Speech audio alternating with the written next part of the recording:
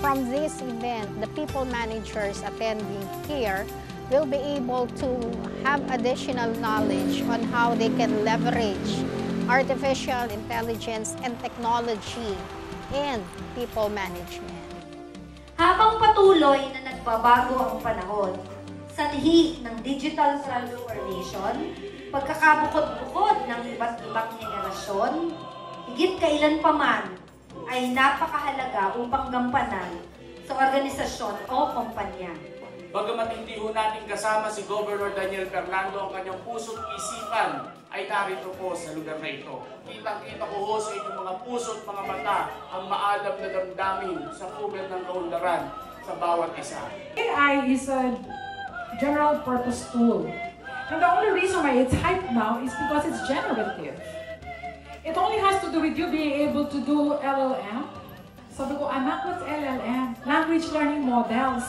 Ang technology kasi, di ba, mabagal o mabilis. Mabilis, ba? Mabilis magbago. Eh yung tao, mabagal o mabilis?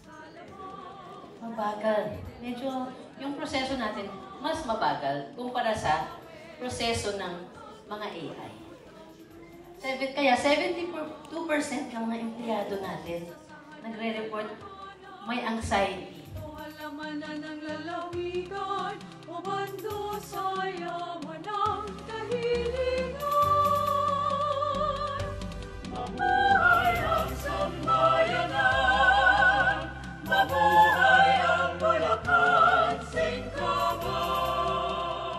Maraming tulong yung pagkakaroon ng AI kasi sa panahon natin ngayon, parang mapapabilis yung ating mga trabaho at mga, kumbaga yung mga ano natin, yung mga documentary assignments natin or mga projects.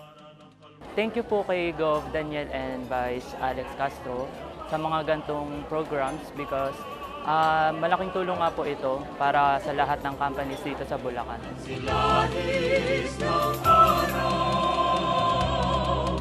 busa ng puso't diwang bayani.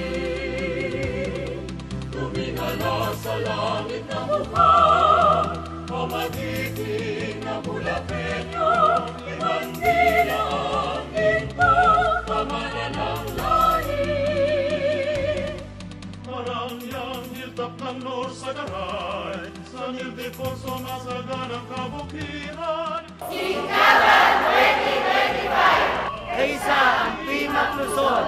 Bulacan, babalik-balikan!